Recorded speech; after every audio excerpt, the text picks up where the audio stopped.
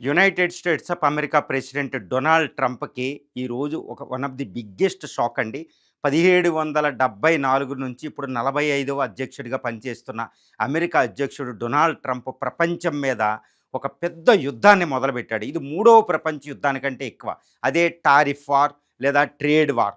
ఈ trade వార్‌ని illegal, unconstitutional, రాజ్యాంగ విరుద్ధం, ఆయన అధ్యక్షుడిగా ఆయనకుండే అధికారాలను అధిగమించి మరి ఆయన అధికారాలు చలాయిస్తున్నాడంటూ డొనాల్డ్ ట్రంప్ మీద ఆ దేశ సుప్రీం కోర్టు, ఆ అమెరికా రాజ్యాంగం ఆర్టికల్ 3 ద్వారా 1789లో ఫామ్ అయిన సుప్రీం కోర్టు ఈరోజు తీర్పు ఇవ్వడం జరిగింది.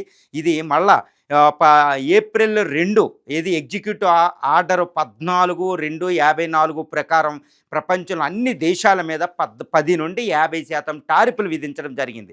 ఈ టారిఫ్ల నుంచి కలెక్ట్ చేసిన $175 బిలియన్, అంటే సుమారు ఒక 30 లక్షల కోట్ల రూపాయలను కూడా ఆయా దేశాలకి వెనక్కి ఇచ్చేయండి.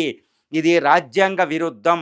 ఇల్లీగల్‌గా మీరు అధ్యక్షుడు తన అధికారాన్ని మించి మరి టారిఫ్లు విధించాడు అని ఇప్పుడు supreme court, United states of America supreme court ప్రకటించడం జరిగింది.